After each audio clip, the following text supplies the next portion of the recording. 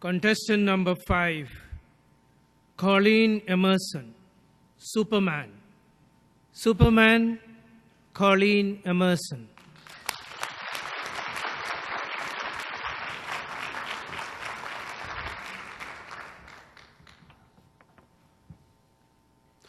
This was a day to be remembered forever. With a mandatory red cape draped across my shoulders, I climbed onto the roof of my pop's chicken coop, and with a giant running leap, with a fearlessness born totally in the complete ignorance of what I was really about to do, I became airborne. For 1.5 seconds of flight, I experienced elation. 1.6 seconds into the flight, I experienced gravity. 2.3 seconds into the flight, I experienced the pain of a crash landing. But who cares? I had flown. Mr. Contest Chair, ladies and gentlemen, on that day was born the seed of a dream. And every day as I lay on the ground watching those magnificent Boeings flying directly overhead as they landed at my local airport, that seed took shape and grew into an obsession to fly,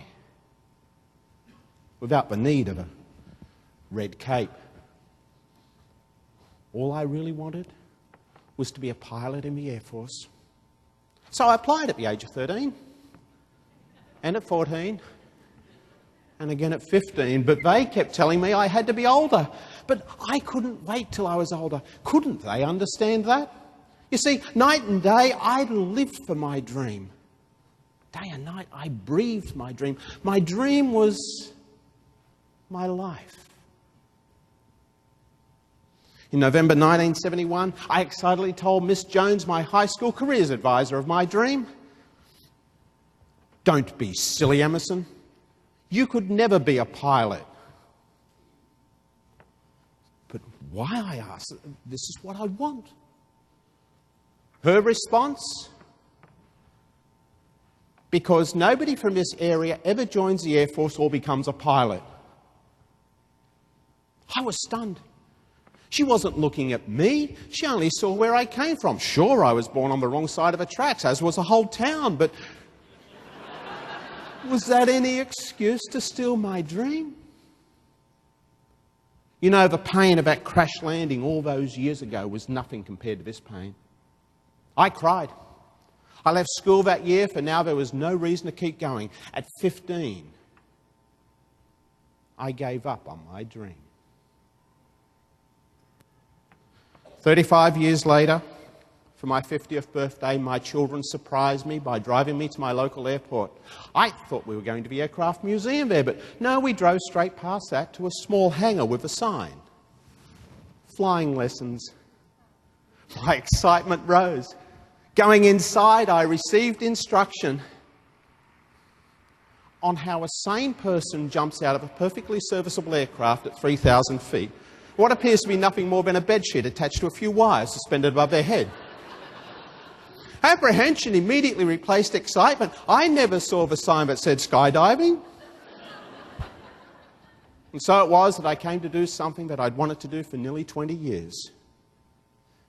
And for a few precious moments, I felt like Superman again. And I wondered on landing, why had it taken me so long to overcome my fear of failure and to make this dream a reality?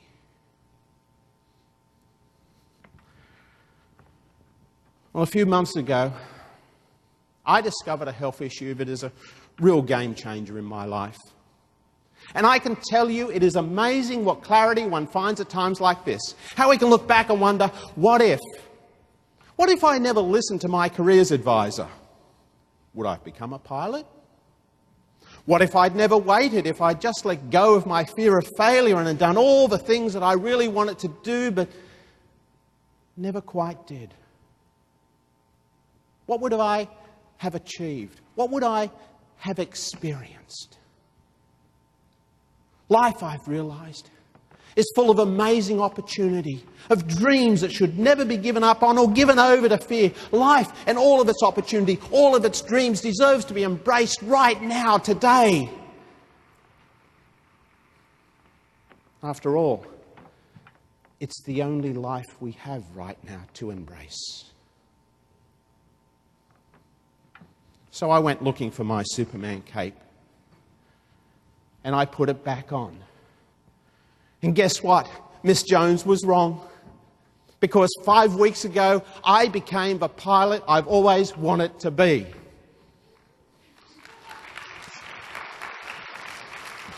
So like Superman, who can scale the tallest buildings in a single bound, we all have the ability to scale those obstacles that stop us from achieving our dreams.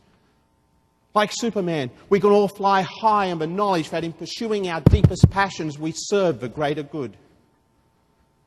And like Superman, we all have the potential to reach our childhood dreams, no matter how impossible or how remote they may seem. And if you think that you're too young for this, then please remember me, a 15-year-old, who let go of their dream and go live every day to the absolute fullest. And if you think that it's too late for you, then let me tell you it's only ever too late when it's too late. And if you're breathing, then it's never too late.